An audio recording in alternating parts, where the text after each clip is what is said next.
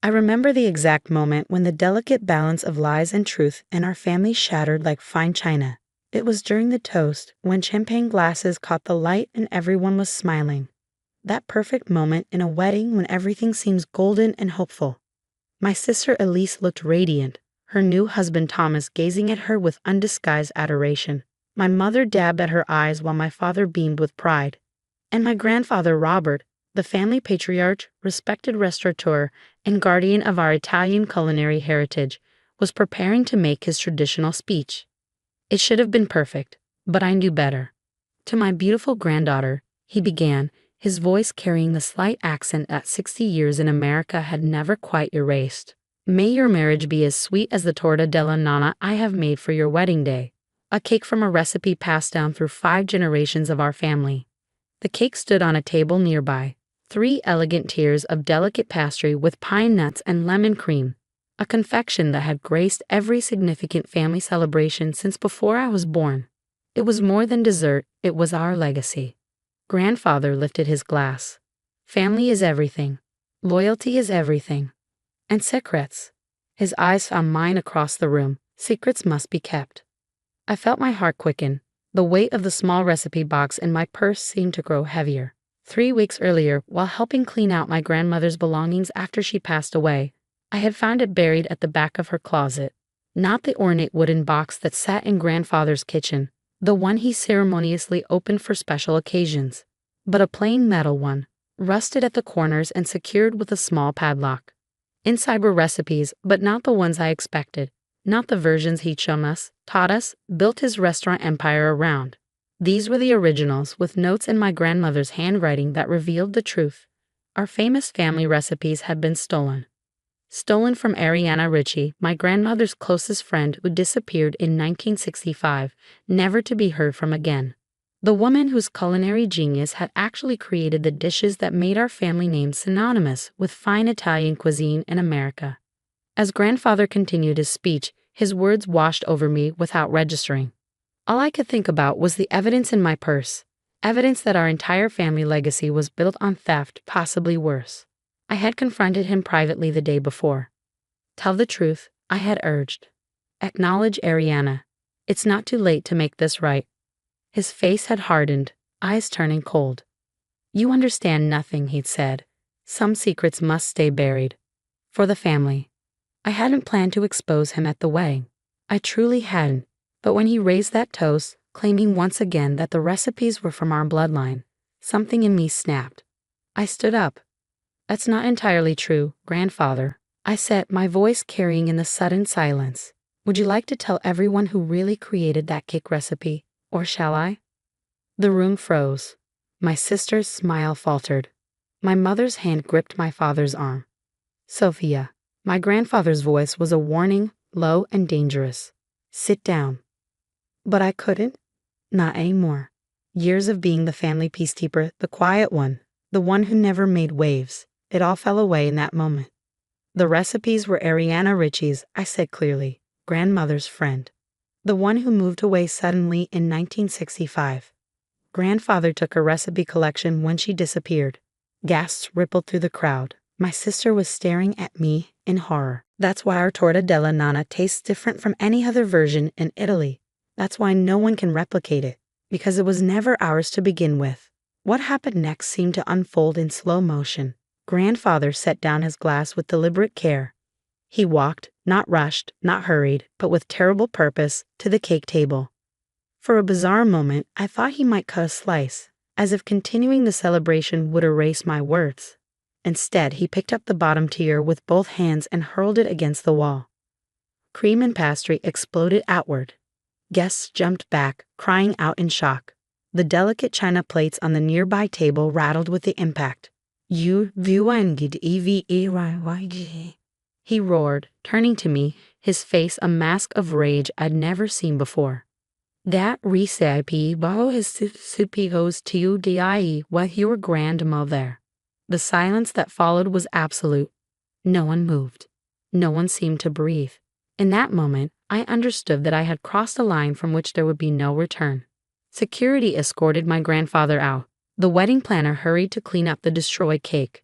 My sister didn't speak to me as she and Thomas left early for their honeymoon, her perfect day tarnished beyond repair. My parents were divided, my mother tearful and angry, my father quiet and troubled. You couldn't have waited. My mother kept asking, just one day that wasn't about the past. But it was my father's reaction that surprised me most. As we sat in the hotel bar late that night, he stared into his whiskey and said, "There was always something about Ariana's disappearance that didn't sit right. Your grandfather's story changed too many times." I stayed awake until dawn, the weight of what I'd done pressing down on me. I had exposed a family secret, yes, but at what cost? What did justice for a woman gone for almost 60 years matter against my sister's ruined wedding?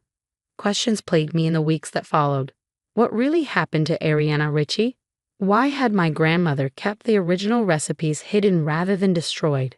And what did my grandfather mean when he said the recipe was supposed to die with her? No one from the family contacted me. My calls to my sister went unanswered. My mother's texts were cold and formal. The family restaurant where I'd worked as pastry chef since culinary school removed my name from the website. I was adrift, cut off from everything and everyone that had defined my life. Then came the call, 3 months after the wedding. "Sophia."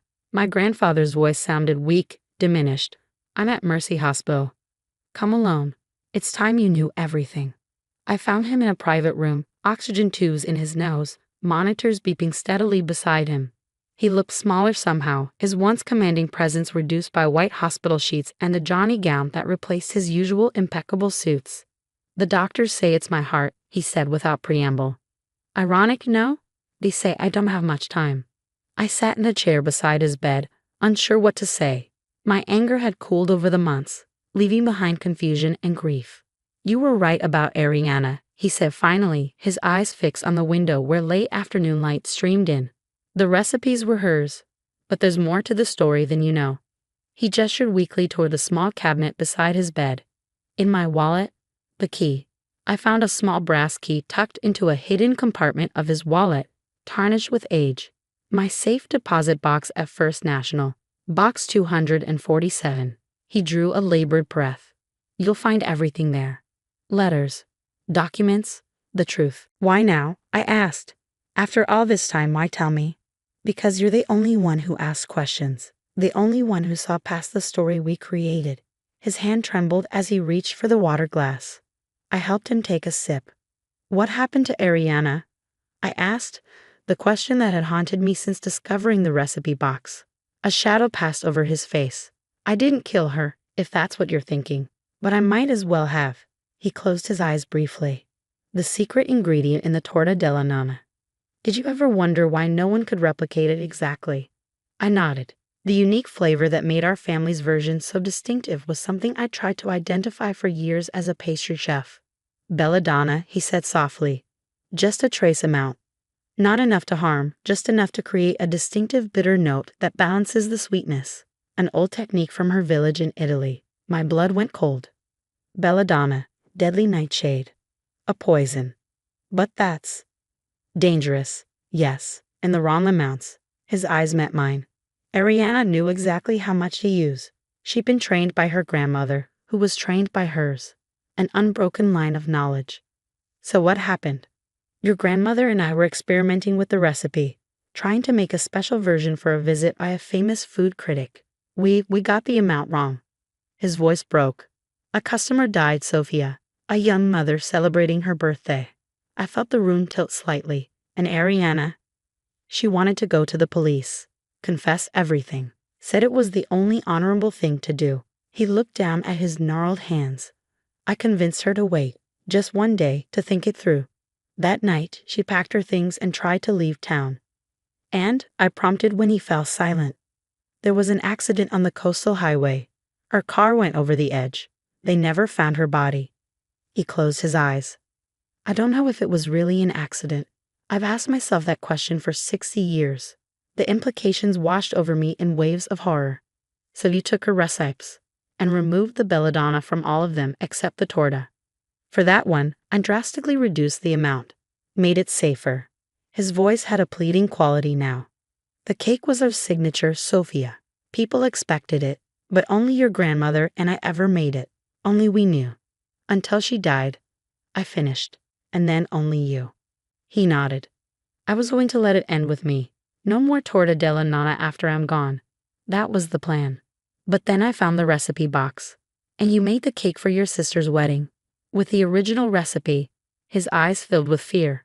Tell me you didn't use the full amount specified. Tell me you adjusted it. Ice flooded my veins. I thought back to that day, determined to recreate Ariana's authentic version. I had followed her handwritten notes exactly, including the instruction to add 3 drops of the dark tincture stored in a small bottle labeled Essenza Amara, bitter essence. I followed the recipe exactly, I whispered. He grabbed my wrist with surprising strength. How many ate it? Before I destroyed it. Just a few. The bridal party had the first slices during the photographs. Elias, Thomas, the maid of honor, best man. His face went ashen. Call your sister. Now. My hands shook as I dialed Eliza's number. It went to voicemail, as it had every time I called since the wedding. I tried Thomas. No answer. I tried the maid of honor, my cousin Lucia. Nothing. Try your mother, my grandfather urged, his breathing becoming more labored. She answered on the 3rd ring, her voice cold. Sophia, this isn't a good time. Mom, it's an emergency. Where's Elise? Is she okay? There was a pause, then, why wouldn't she be okay? Relief flooded through me. She's fine. No health issues after the wedding. What are you talking about? Of course she's fine. They just got back from Thailand yesterday. Sophia, what's going on? I covered the phone and looked at my grandfather. She's fine. They all are. He closed his eyes, his body relaxing slightly. Thank God, he whispered. Then you must have unknowingly adjusted the recipe. Something about his certainty bothered me. I thought back to the small bottle in Ariana's recipe box, the one labeled Essenza Amara. I had assumed it was belladonna. But what if? Grandfather, what exactly does belladonna look like in a recipe? How is it stored? An oil, dark green, almost black, in a blue glass bottle with a red wax seal. He frowned. Why? The bottle I'd used had been clear glass. The liquid inside was dark, but more brown than green, and the seal had been plain paraffin, not red wax. I don't think I used belladonna at all, I said slowly. The bottle in the recipe box was different from what you described. I think Ariana may have changed the recipe before she disappeared. My grandfather stared at me, confusion evident in his rheumy eyes. That's not possible. I saw the original recipe when I took her collection. It definitely called for belladonna. A thought struck me. You read Italian fluently? He hesitated. Well enough. Your grandmother translated the difficult parts. I pulled out my phone and found the photo I'd taken of Ariana's original recipe. The instructions were in a mixture of Italian and English, with one section heavily annotated in the margins. Listen to this note, I said, reading from the image. Per I curiose e I ladrai, for the curious and thieves, Essenza Amara sembra pericolosa ma a solo radis de genziana e corteccia de China. Grandfather, she replaced the belladonna with gentian root and cinchona bark. It creates the same bitter taste, but isn't poisonous. His face went slack with shock. That's not possible. The customer died. At my restaurant. Did she? Did you actually see it happen? I pressed, a terrible suspicion forming. No, there was a call. From the hospital. They said she'd been brought in after dining with us. That she died from what appeared to be nightshade poisoning. And Ariana disappeared that same night? He nodded slowly, the implications dawning on him just as they had on me. Grandfather, I think Ariana realized what you and grandmother were planning.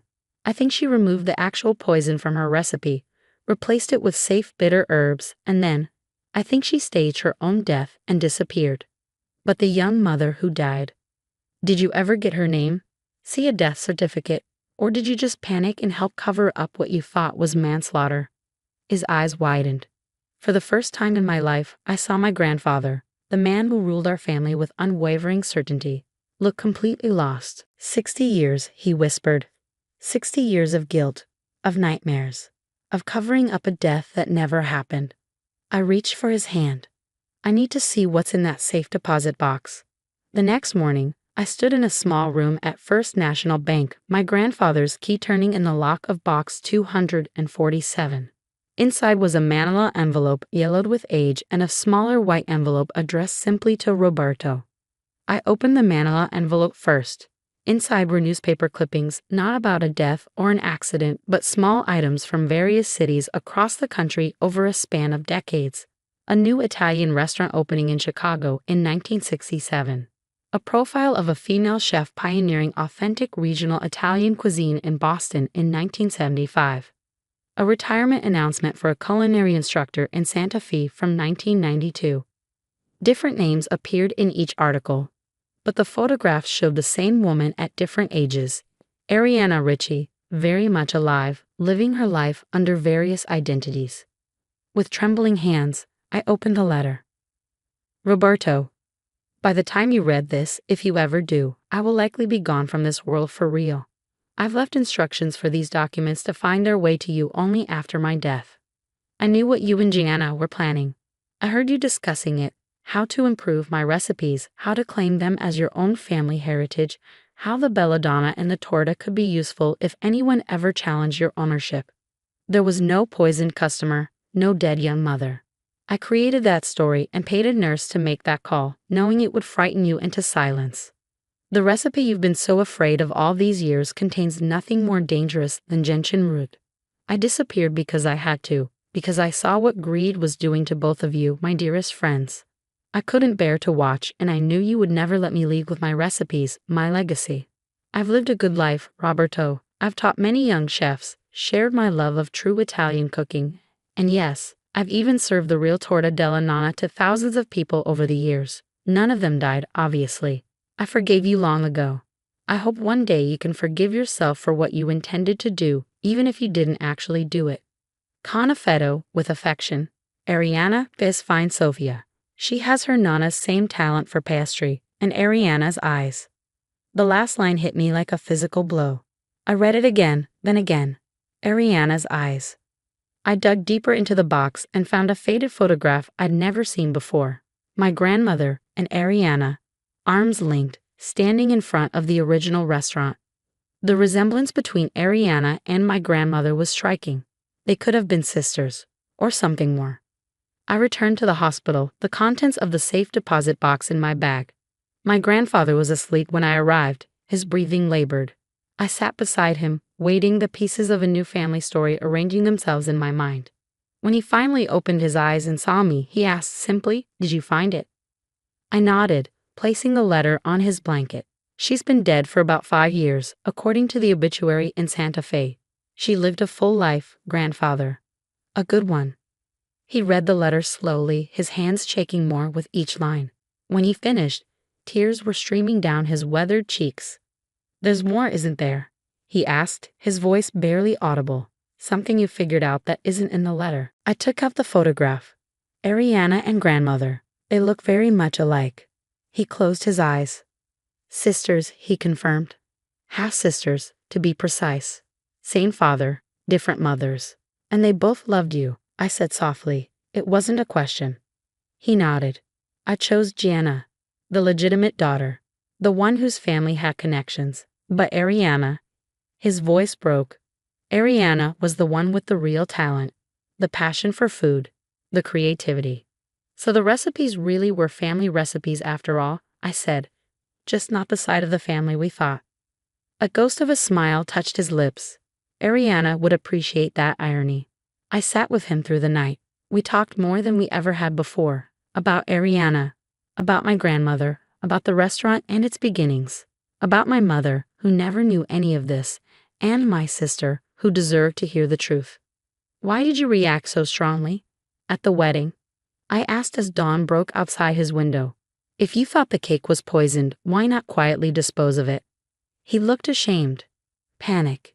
Fear. 60 years of guilt erupting at once. He reached for my hand.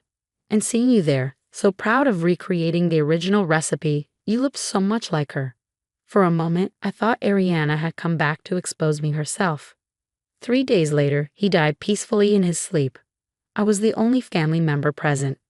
The reconciliation with my sister and parents came slowly, painfully. The full story helped, not as an excuse, but as context for the explosion at the wedding. The fact that no one had actually been in danger made it easier for Elise to eventually forgive me. My mother struggled more with the revelation that her mother had had a half-sister she never knew about, a secret kept from her entire life. "Who else am I related to that I don't know about?" she asked once, not really expecting an answer. 6 months after my grandfather's death, I opened a small patisserie in the same neighborhood as the original family restaurant. I named it Ariana's and specialized in authentic Italian desserts, including a torta della nonna made exactly according to the recipe in the metal box. On opening day, as I arranged the display case, my sister appeared at the counter. She was visibly pregnant, her hand resting on her rounded belly. "We're naming her Ariana," she said after we embraced. "It seems right, somehow, to acknowledge all branches of the family tree." She helped me serve customers that first day. My parents came too, bringing flowers and a framed photograph of my grandfather in his original restaurant, the one I'd never seen before, where he stood flanked by both my grandmother and Ariana, all three young and smiling, full of hope and ambition. I hung it on the wall beside the original recipe for torta della nonna, finally displayed openly after decades hidden away. Beneath it, I placed the small metal recipe box that had started everything. Unlocked now, its contents available for anyone who cared to look. The secret ingredient, it turned out, had never been belladonna. It was never gentian root or cinchona bark either. It was the story behind the recipe, the love, the betrayal, the forgiveness. The complicated, messy truth of family. And the truth, once tasted, changes everything, like the perfect balance of bitter and sweet in a torta della nonna made with loving hands.